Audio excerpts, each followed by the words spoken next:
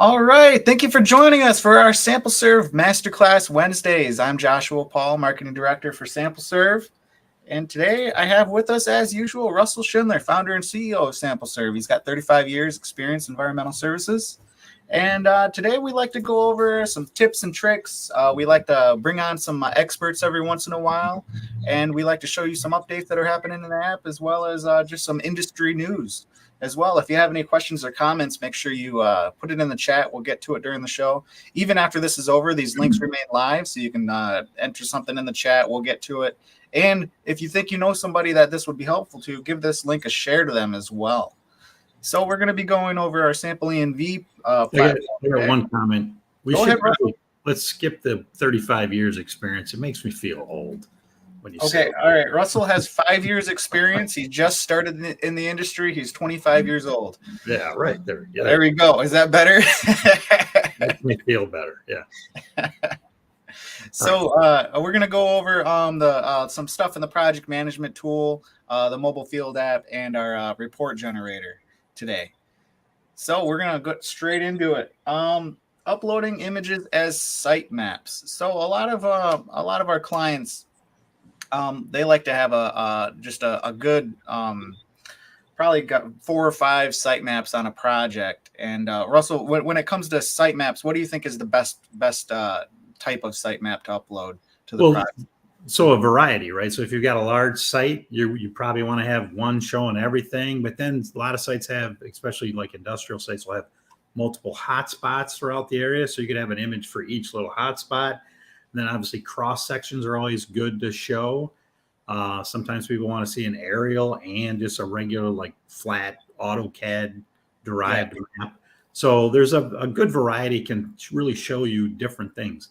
And even if you've got different types of chemicals, you might want to see, a diesel range organics map and then a gasoline range organics map, and on separate maps. So there's all kinds of. We don't limit the number of graphics you can have. Yeah, there's no extra charge. You can have 100 different graphics in there, same as if you had one.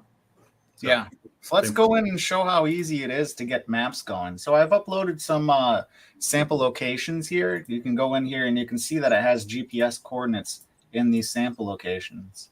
Now using that, we can automatically generate a map using the GPS coordinates. So let's click on the top right here under sitemaps and go new map. Now I'll go test map here, and it says here use a satellite image, and it uses the GPS coordinates on all your sample locations. So we'll create that. And then now we have a new map here, and it automatically placed our sample locations on this image automatically. You can change these, but these are accurate because you're as long as your GPS locations are accurate. Yeah. And you can move these little icons around as well. If you have 2 sample locations that are next to each other, you can kind of make some room. And then let's show that you can upload like a PNG or a JPEG or any kind of image that you have. Maybe it's like a technical drawing map that you have. So what I'm going to do is I'm going to grab a screenshot of the same location right here. I'll take that as a screenshot, and now we'll upload that as a new base map here. So I'll go with test map 2, choose file.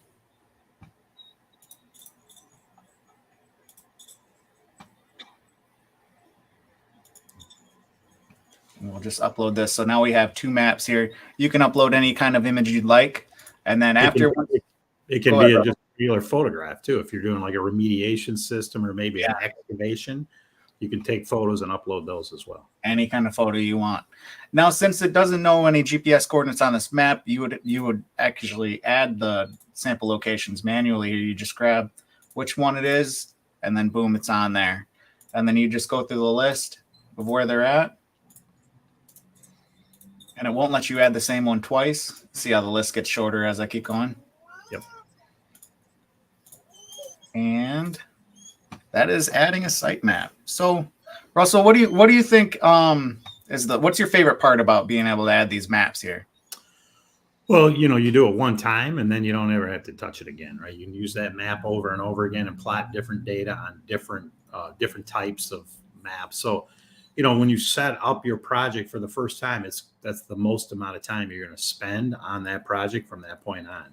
So in terms of reporting and getting everything set up. So that's my favorite part is just the fact that you can use that same image for multiple types of reporting, groundwater contour, isochemical contours, heat maps, that kind of stuff.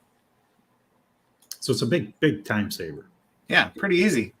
Another thing that we want to get into is pre-printing bottle labels before you go out in the field. Now, a lot of our new clients are kind of they're kind of iffy about buying a field printer because it's a kind of a larger upfront cost. Some of those printers can range from about $800, but they're very rugged. It's the only time you'll ever need to buy one. So we suggest, when you're in your test phase, trial phase, just pre-print some labels in the field before you go out, and that way you don't have to put in so much upfront cost to get started. Yeah, and these labels are available at any office supply store. Yeah. What we suggest is you just go out and buy some with their coated Avery labels, and they work just as fine. The only thing is you do need a laser printer to print these because if you use an inkjet, it'll smear. Inkjet is a water-based ink, and if you get the label wet, it's just going to smear. So laser jet will not smear. Yeah. And the only thing that you do have to do is when you pre-print the labels is that you will have to sign and date each one. Right. Because it doesn't know that, obviously. Yes. But there's spaces on there to get it done. Yeah. So this is pretty easy. Once you have an event set up and planned, I got some BTEC sampling going on here. You'll just hit the forms button and go sample bottle labels. It'll download a PDF for you. And you'll just print this out. Now, these labels are actually going to be improved here real soon, Russell. Show us an example of what these new labels will look like. I'm already ahead of you right there. Oh, there you are. These are polyvinyl labels, and they've got the separate QR codes you can see. Those will come off separately. So it's a die cut, special made for our labels. And if you get signed up with us and you want these special polyvinyl pre-printed labels, there's a spot for the date and the time and everything. And the person's name, those things we don't know ahead of time. So you'll pre-print these and then you can go out in the field. So it avoids having to use the mobile field printer. You do run the risk of your field tech putting the wrong label on the wrong bottle, which happens. I mean, it's happened to me even when I was doing sampling. But when you do the field printing with the mobile printer, it prints the labels right at the time of sampling. So there's really no possibility. The only labels you're going to have are ones that were just printed. So you'd really have to mess things up in order to put the wrong label on the wrong bottle. So yeah. I highly recommend using the field printer. Yeah, and the field printer also will date and time and a GPS coordinate on there as well. You'll sign your name on the tablet and it will print your signature on the label. Yeah, so you only have to sign once. I know, some of these field techs will go out in the field and they'll have to, they'll get cramps in their hands signing so many bottle labels and filling out everything. My record on one sample location, we did this project in Portsmouth, Virginia, had to fill up 17 bottles per sample location. Yeah, 17 labels. We had to write the date and time. And then that's a lot. You got to the MSD where you had to do a triplicate in essence. Right. It was like 40 some labels. Like, what the heck? I mean, it literally took a half an hour to fill out the labels. Oh yeah, I bet. I believe it. Yeah. With this, it's just print. It would print out 17 right there. You'd only sign once, right? It prints about a label every second. So. All right. That's fast enough. Yeah. And onto the field app. So we made some adjustments to the field app. What the reason that we did this was because some of our clients, they were putting on a massive load of planned events for their field techs. And when you would go into the field app, it would just be a long list of events coming up. They were running the chance of, accidentally grabbing the wrong project and saying, hey, this isn't where I'm at. So we sorted it for field techs so that they would better know who or which projects were assigned under them and which projects they had already downloaded on the app, so that they made sure that when you're out in the field, you lose service, which projects that you're going out in the field to sample for were already downloaded, ready to go on your tablet. So let me give you a little example of that. Here is our field app right here. and we've added these columns up here, all assigned and downloaded. Now, downloaded is going to be just the projects that are downloaded to your device. Assigned are going to be anything that the project manager is going to assign just to you. Well, let me show you how that happens in the project management tool here. When you're planning a project, you click the schedule tab up here and assign users down here. Now you can assign anybody that's connected to your project, and you go in and select whoever is added on your project is an option here. Yeah, they'll have to be invited to that particular project or workspace, or they won't show up on that list. Right. So once somebody is assigned, they're going to be able to see this specifically just under the assigned right here, and they'll know that that's their job. You can click into all. You can see if you're connected to the project, you can see all. But in order to make sure, you got a field tech going out in the field, they're going to be just under assigned. They're going to know what job theirs is, as opposed to, looking through. I mean, you can see here, I already got a long list going on just in this project. So it just makes things a lot easier to find, a lot easier to manage. And the reason we did that was we got a client that actually had 7,000 projects. Yeah. And, they had 40 some technicians doing different projects, and, to scroll through 7,000 sites was just a lot. So they narrowed it down, and now they just got a couple hundred each, which is much easier. So. Yeah. Could you imagine scrolling through this all and trying to find your project that you have to sample that day out of 7,000? Right. That's going to take a while. Yeah. So if it's assigned to you, it's yours, and it's easier to find. Well, and it's also the default, and actually the only way you can sort it is by date. So the most current ones, like ones happening today will be at the top, and the ones, happening at the end of the year will be at the bottom. Correct. Yeah. So nice and easy. Okay. On to the next one. How we doing on time? Good. We're doing great. 12 minutes. So we're going to move over to the report generator. This is just another tips and tricks that we're going to have Russell just go over some how-tos and some best practices for groundwater flow contour maps. So Russell, I'm going to give you your screen here, and show us what you normally do when you're creating a map here. You let me know when you can see that. We're ready. Okay. So I'm in the groundwater section here. This is just a demonstration site. I think it's probably the same site Josh was using. And then you're going to come down here to flow contours. You can pick the date that you want to contour. It won't let you pick multiple dates if you've got 2 data points on the same location. So you got to have 1 data point on each location. You can pick multiple dates if they're separate locations. I don't want to get too technical there, but so I'm picking this date. I can turn flow lines off or on, so it's going to be those arrows that telling you which way groundwater is flowing. I'm going to leave them on. Then I can pick the number of contours that I want to do. Sometimes if you have a really flat water table, having more contours kind of shows you a little bit better what's going on. If you got a pretty steep groundwater contour, you don't need as many. So I'm going to just pick 6 contours. I again turn flow lines off or on. If I want to give this a unique title, I can do that as well. I'm just going to hit generate report. It's going to generate a PDF. By the way, I should have mentioned, if I don't like a particular elevation, like it's screened in a different aquifer or something, I can actually turn it off. It's going to generate my report. There it is. That's my groundwater contour. So I can turn this. This is a little weird here. If I wanted to, I can come in here, turn this contour off, regenerate it, and you'll see it'll be a different angle of that line, because I've eliminated that particular graphic or that one location in terms of doing contour elevation. So it's really simple. It's going to pop up here. You'll see it'll be a little bit different. So now it's a little bit different. It's smoother. So and that's how you can kind of customize things, remove the bad data, and just leave the good data. And I can turn these lines off or on flow lines. Go ahead. Now you can generate one of these pretty much as soon as the field tech is done in the field on their way home. Yep. Yeah, you can, by the time they make it back to the office, you could have 10 of these generated.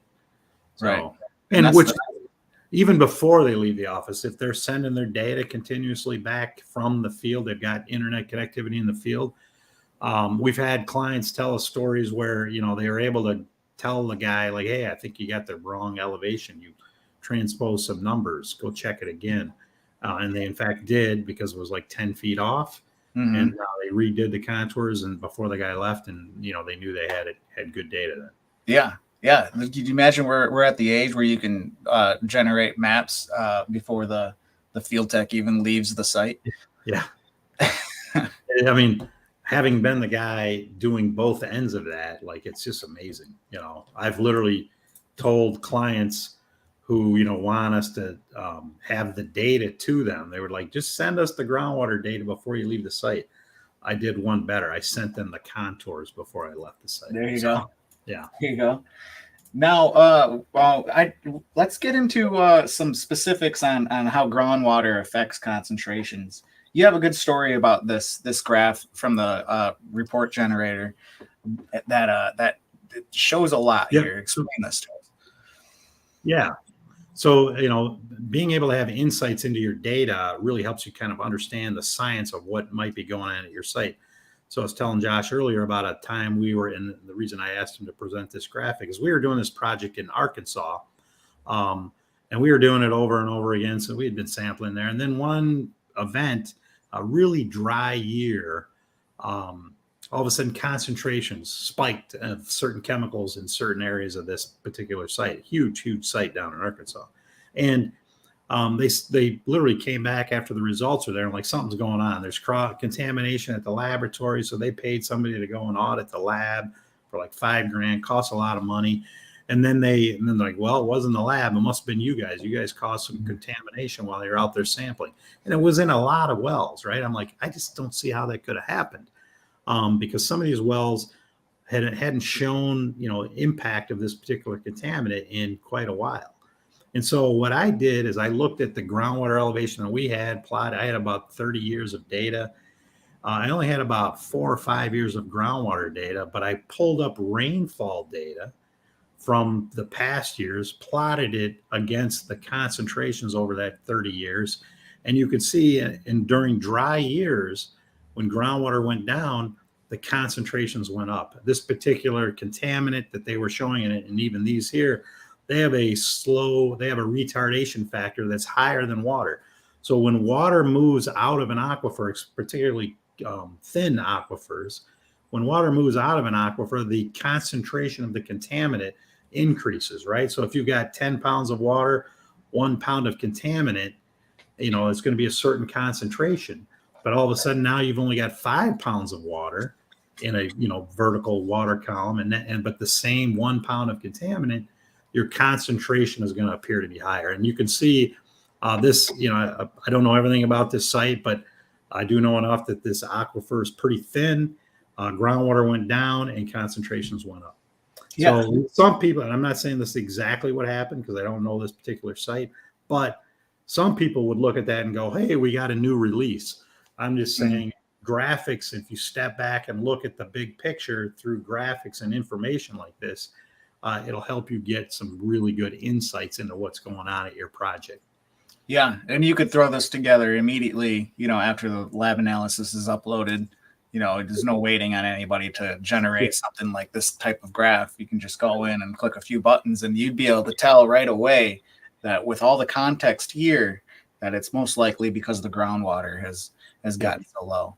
Yeah. And I'm not guaranteeing that's what happened here, but, it wouldn't be out of the ordinary. And then, we're looking at building some artificial intelligence AI products that will actually help you get those insights just kind of automatically by looking at your data. So we should have some of those products, artificial AI products, rolling out by the end of the year. So, yeah, great news. I like it. Yep. So we do have a partnership program. If you've liked what you've seen, keep in mind that the project management tool that you saw and the field app stuff that you saw, that all that stuff is free to use, no charge ever. You can go out in the field, you can plan events, sample in the field with the SampleServe field app, and all that is no charge. The only time we do charge is if we charge a small fee per sample if you are using the report generation. Yep. And we have a growing list of partnerships. They're not all on this screen. But consultants, supply and equipment rental, and laboratories, we're looking for partners all day long. We're not necessarily, just a software, as a service company. We're an environmental partnership, digital partnership company. So we'd rather partner with you than just be your software developer. So go on SampleServe.com, click the partnership tab, and get started, and we can start, changing the industry for the better. Russell, you got anything to add for final thoughts? No, just we're looking to help get things done faster, better, cheaper. That's the goal, right? All right. Yeah. So we're looking for our digital champions out there. If you're out there, get a hold of us, and we'll start making things happen. So I think that's it. Look out for next week's masterclass. And thank you for your time. Make sure you give this a share to your friends, and share on Facebook, LinkedIn, and have a good one. Thank you.